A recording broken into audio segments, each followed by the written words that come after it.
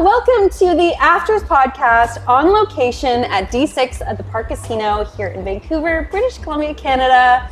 Joined by Northern House studio owners, Bryn. Hello. Dom. Welcome hey in. How are you doing? Stoked Fantastic. to be here. Yeah. So excited. Yeah. Mazen's in the house. Still here. You got your Haven't host. gone fired yet. We're working on that. He's on probation again. No, I'm just kidding. We are here today at the Evolve Music Event 002, the second one of the series. We have just posted it. We are live on location. We have the whole music industry of Vancouver coming to hang out with us. And I'm so excited to bring you guys in. And the organizers of it have the most amazing things to say about it. What did you guys enjoy from the last experience? Honestly, just seeing everyone networking, talking music, and then also one of the really interesting things that I loved was people were making plans and people were getting booked for festivals. Yeah. And events were getting discovered, and like it was really cool. The connections were being made. I found out about some amazing artists that I didn't know were here, new to the city, and introduced themselves and got to connect with them. So yeah, it was really positive, the last one. So we decided let's keep doing it. Let's keep doing it. Yeah, let's keep rolling. That's why we're still here. What did you enjoy from the last one? I really love the variety of, you had beginner producers connecting with, sort of like the old heads of the industry, and sort of just that beautiful variety of the industry coming together and, coming under one roof, and just overall the vibe and all the smiles and good energy, positivity, good people, good energy. Why mess with the right thing, right? It was such a good formula. Let's do it again. Yeah. All we did was upgrade our set a little bit. It's a little bit different. We're moving into a bigger apartment, which is crazy in Vancouver. So it's actually sunny. It's actually sunny out, so you'll see the progression of the day. Exactly. Yeah, You'll we're see the stoked sunset. as the summer rolls in. We can do these and kind of move it outside too, to the patio. For sure. That'd be very cool. Ooh, summers in Vancouver cannot be missed. Yeah. How about you guys? How was the first experience for you guys last time? Amazing. I think we met so many cool people. We had a really good chat with all the Twitch girls, and then the contrast of like how many people were in the scene and working, and all their perspectives of like wanting to connect so badly but not having like an avenue or a place to do it.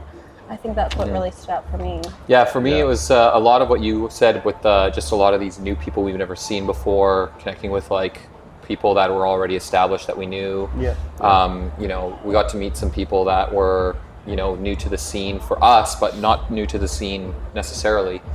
You think you know everybody in the city, and then you actually don't, right? So so it was really fun. I had a blast, obviously, and the interviews were great. Like I think we ran out of memory card before we ran out of things to talk about. So Definitely. I brought extra today. You must have had so much content. Because I looked out and you guys were just podcasting the entire time. I think we didn't take a break once. We were just like, oh, you're cool, let's go. You're cool, let's go.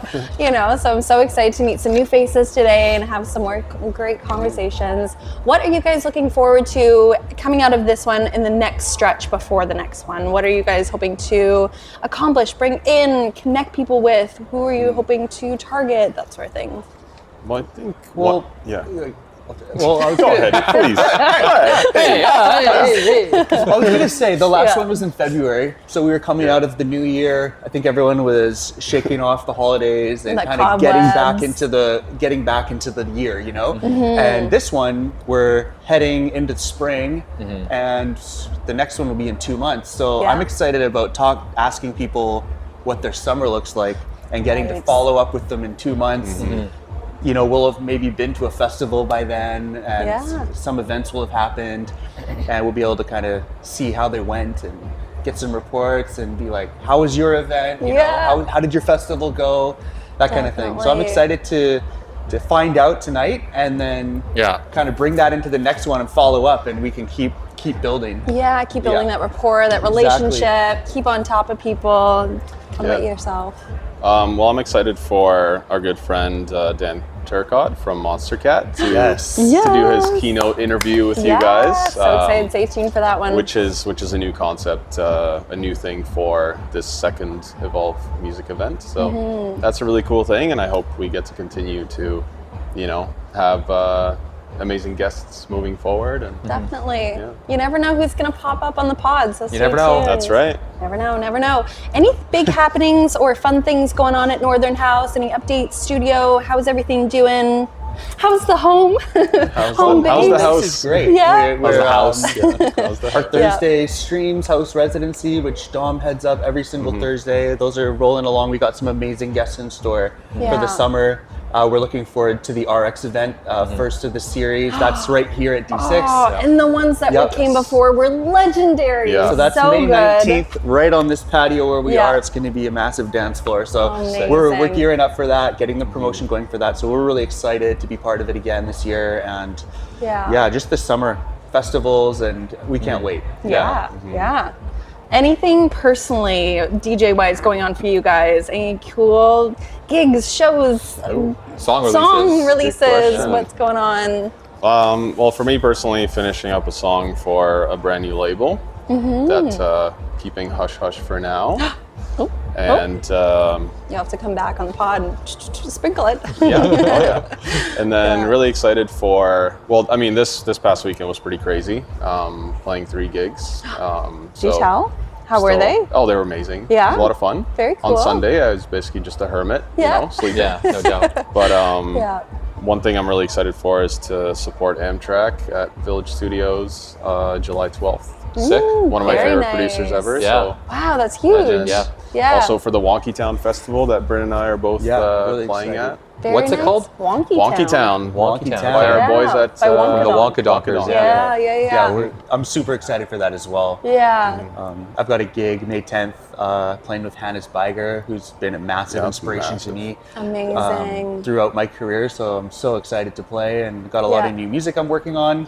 Ooh. I've got some music signed to an amazing label that's coming out in June. Yay. So I'm not quite sure if I can say it yet, but it's Stay tuned. coming out. Stay tuned. Yeah. That's called the tease, guys. What we're really good at here is teasing. Summer's looking amazing. Yeah. I can't wait. Oh, amazing. Well, there's so many good things on the horizon. The event is just about to start. Yeah. Sebastian is on the decks playing He's on right the decks. now. Yeah. You guys want to go socialize? We're going to talk to some more people. Yeah. We've got Daniel Turcotte from Monster Cat coming to talk to us soon. So let's roll into that one. And I just want to say we're super excited to have After's podcast as a partner with Evolve Music Event. You bring so much value to this, and we couldn't be more proud to have you both as our partners. I second that. Very exciting. Yeah. Thank you guys. Thank you so much. We're happy to be here. We're really excited. Yeah, we for would sure. not want to partner with anybody else. I can You guys second are that it. for sure. Let's go. Yeah. Yay. Awesome, Go guys. team. Go team. Go team. Go team. Thank you guys. All right. Thank you. Hello, we are here with Spencer, our brand new friend that we're so excited to introduce you guys to. Otherwise, fine. Spencer, hello, welcome in. How are you? I'm doing well. Thanks for having me. Yeah. It's very impromptu, so Exactly. As we do. yeah, happy to jump on. Yeah, 100%. So the funny thing, I'll tell you guys a little backstory, is we got chatting about my podcast and how passionate I was, and I realized how much passion that you have for your artist project that you mentioned. Yes. So we're going to deep dive, and I'm going to grill you Awesome. and ask you the good questions that you asked me. First and foremost, how did you fall in love with music? I fell in love with music kind of before I could walk. I used to take pots and pans out of the cupboards as a toddler and try to drum. So like my earliest memories are of wanting to get a drum set and my mom telling me I had to wait until I was 10. Yeah, until I got a drum set. One? Yeah, so she gave me drumsticks and she said if you stick with this, at 10 you can start taking lessons. Wow. So at 10, started taking lessons for 6 months. I had to stick with She it. didn't even budge a day, huh? And Jesus. I stuck with it for 6 months, and then I got a drum kit, and then the house was never quiet again. And She's like, those I 10 at years least apiece. have 10 years that of was the idea. She thought maybe he'll grow out of it, and we don't have to deal with the noise, but that never Lo and happened. behold. And then, at a very young age, I started touring with bands and writing music, picking up guitar, piano, everything, doing the whole band scene. And then in university, you can't bring a drum set to the dorms. Oops. So You get in a lot of trouble. yeah, exactly. So I started to get into the kind of producing scene, DJing scene a little bit. Yeah. And then it was about the same time that kind of electronic music was really having its boom with like, I mean, there was a couple of years before Avicii, but like that whole EDM movement. Right. And then ever since then, I've just kind of stuck with the electronic side. But since the day I was born, I've had a real passion for music. Oh, that's amazing. So getting into like the DJing, the electronic music, which is why we're all here today for this Dance Evolve event, and getting into like, how did you start? How did you pick up DJing? Was it kind of always around you? I guess with the band aspect of things, but it's almost like sometimes when you're in band, then the natural inclination is to go to electronic music and to the raves and stuff like that. Like, how did that happen for you? So I was always really interested by the turntablism aspects of it, but like back in 2006, right? Like turntables were, a couple grand. They weren't accessible like they are today to get your little Mix Pro for $200. My friends who had CDJs with the CDs and the mixer, it was easily 10 grand just for the basic setup. Right? It's like, do I buy a car? And that's 10 grand in mid 2000s money. Yeah. So it wasn't until university where I kind of got introduced to trying to find a passion that was outside of drums. That if you remember, like virtual DJ was like a thing, and it was like you downloaded the free software, or maybe it was torrented, I don't know.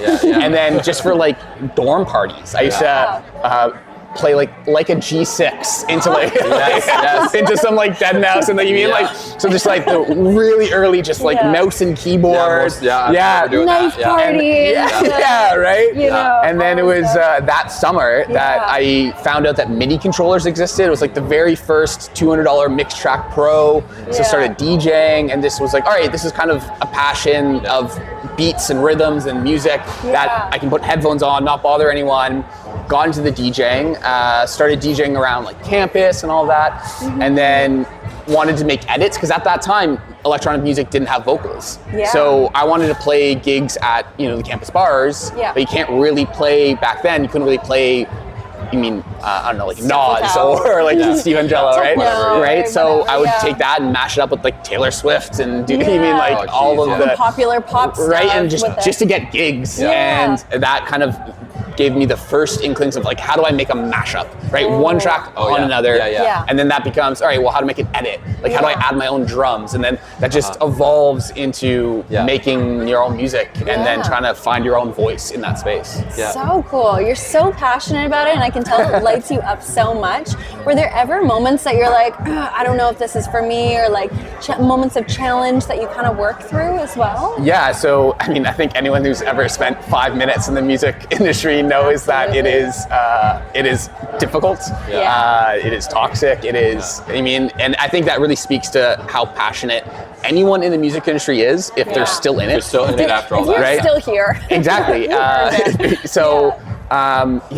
Tons of moments where you think things are going well, and then you get an opportunity, and it's the big opportunity, and then it was nothing. Or it falls through, or you have a song that's going to get released on a label, and then they pull it, right? I've had remixes that were loved by the artists, that were loved by myself, that were doing really, really well on kind of the early rounds of distribution for labels to drop at the 12th hour. I think there's a lot of that. Also, the music I make is not... It's hard to put into a genre, so the stuff I make is not house, it's not 4 on the floor, or there's some 4 on the floor tracks, but globally not always 4 on the floor, but it's not pop by any means, it's not dubstep or future bass, but it's not chill, it's this weird in-between of everything. And so you're the white zoo. Sleepy Bangers is what I've coined it. What is it called? Sleepy Bangers. Sleepy Bangers. Right, so it's like chill, but still has drive to it. Oh There's my God, I need to listen to this. And it's been hard to find a space and to carve that space. And I've had a lot of people say, hey, if you just went the Ben Bomer, right, Rufus Soul 4 on the floor, this would do really well. Or if you just went a little bit harder and went Millennium, this would do really well. Or if you just leaned into that pop and just produced 4 pop vocalists, this would do really well. So it's, the difficulty has been to not necessarily go those routes stay true to and yourself. try to do what I want to do. And to a certain element, you want music to be successful and you want it to do streams and do well, but trying to stay true to why I'm doing this in the first place is, it's been that's what I've been learning, talking to people, doing what we're doing now, is that as long as you stay doing what you want to do, you will continue to have the energy to do it. Yes. Yeah. Because that energy is free energy. Yes. It's not even energy for you. You're gaining energy doing it. Yeah. Whereas if you start doing things for, gaining revenue or going outside compromising, of that, going towards a bomber. And if you don't love that, it becomes work, which means your work is energy. Energy is work. So, 100%. So now you are consuming a finite resource for you, whatever that resource and eventually is, you'll just right? burn So- yourself out. So Yeah. I think the thing is if you love it and other people love it, it just needs to find the right amount of eyeballs. it will take It'll off, get there, and it clearly has. Which I mean, is cool. it's done better than I ever could have expected, which is great. I just wish, because the funny thing about doing an interview without literally just met the person 10 minutes ago is never we've had listened no to any- chance to listen to what this music is. No. It can be awful for all you know. But it's if it's titled I'm so Sleepy interested Bangers, now. I just want to be like, here, can you give me a minute? we're just gonna listen to it. We can live like- listen to it right now if you want to. But I guess, interesting. So my question within like Sleepy Bangers is like, how did you find that subgenre outside of every other subgenre? Like, where did you go to find that? And like, how did you bring it out of yourself? Yeah, so it started.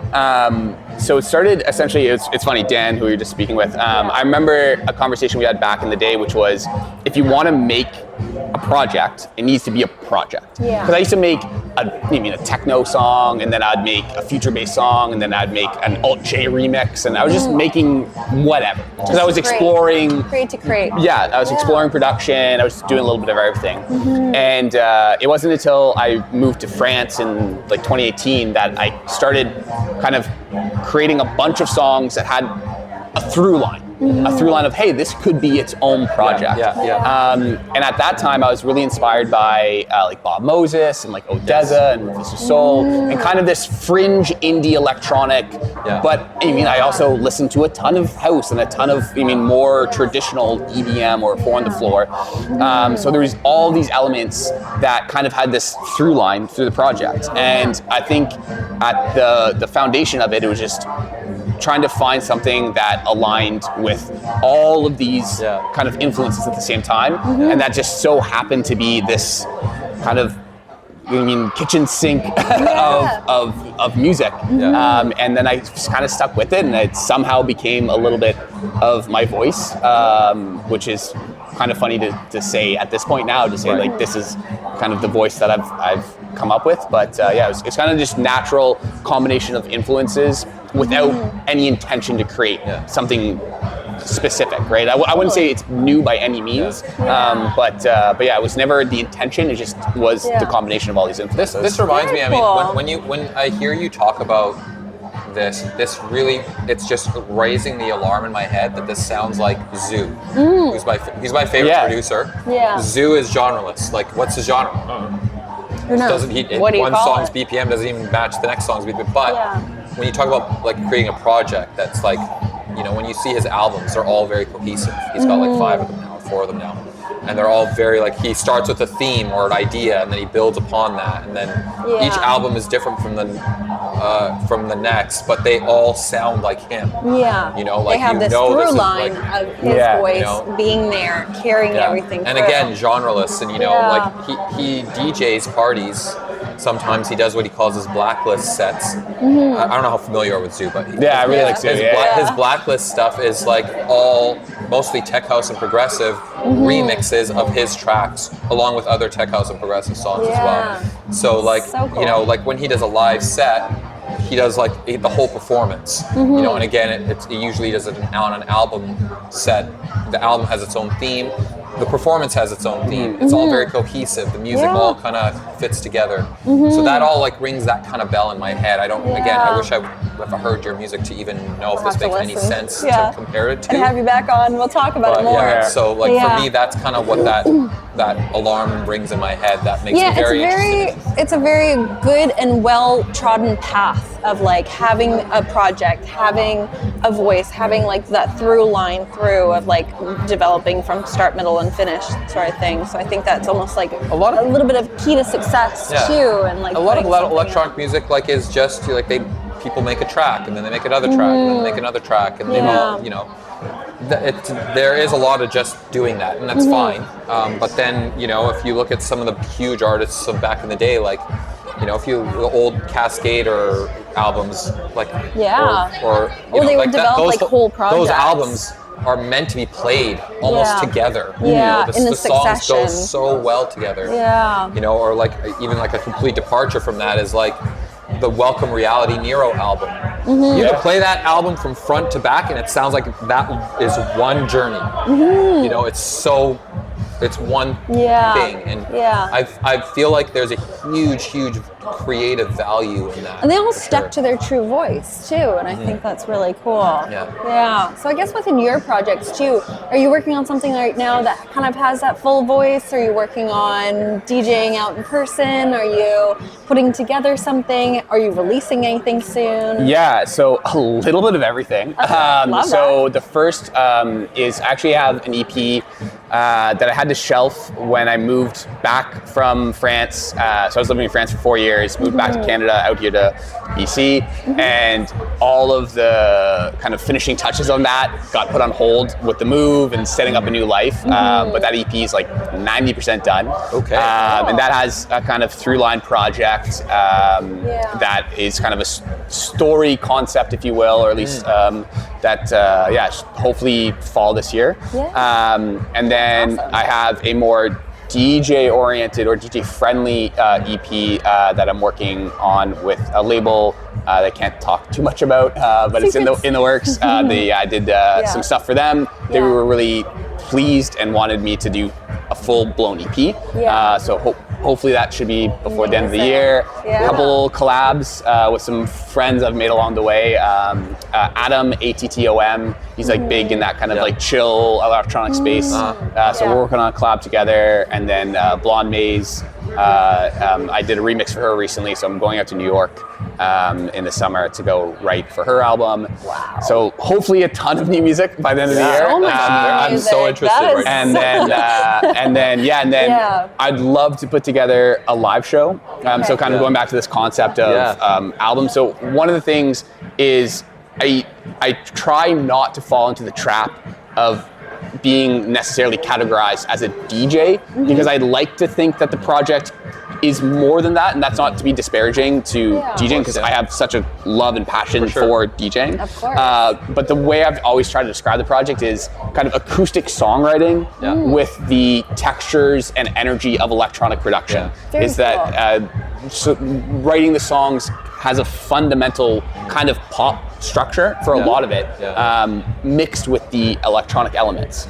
So the vision is definitely to be more that Rufus Du Sol, Odessa, live show, live instruments, the Porter Worlds Tour, stuff like that. You mean the Madion kind of Good Faith Tour, like that element of that. But in the meantime, because it's very hard to get that level of production and bookings and stage and all that. So in the meantime, hopefully booking a couple more DJ shows. I just played for Ocula at Beaumont Studios on Saturday. So played just before Dom. Very cool. And that was like fun to get out and DJ a little bit. And kind of, again, with stories, I find that set, you have to be a little bit of that Venn diagram that's appropriate, right? So that's more of the kind of melodic, progressive house that makes up a lot of the influences of the project. And I get to go play an hour-long set of that, which is great. And then I've done some stuff for like Beaumont Studios, like the little B-side radio show,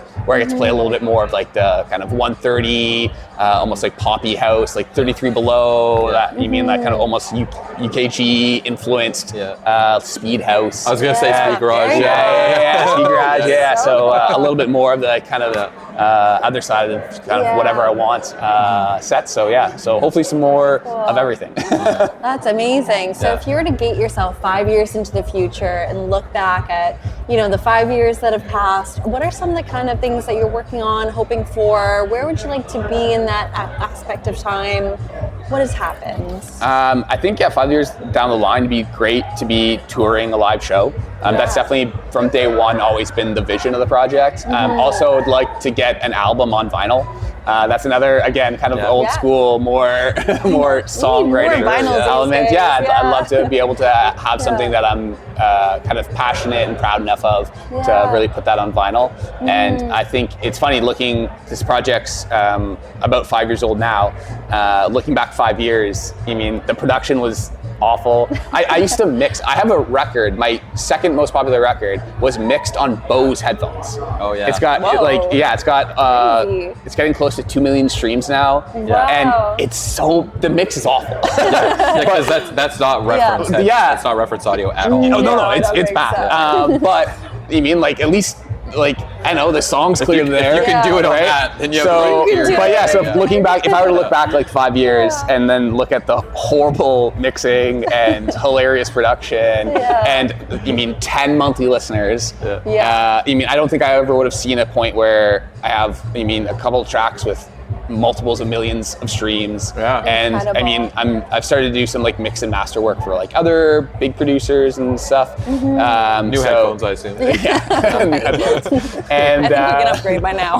So hopefully if that's any level of extrapolation of what the next 5 years can bring. Did you think 5 years ago you'd be where you're at now? I had no idea what to expect, if I'm being genuinely honest. I think, I actually remember I wrote Dom, we talked about when I launched the project, and I said, if I could have 50,000 monthly listeners, I think that would be like, hey, people are listening to this. That would be, I've made it. That's incredible. That's a lot of people. And imagine all those people in a room. So I've come to realize that the URL to IRL is not one-to-one. It's far from one-to-one.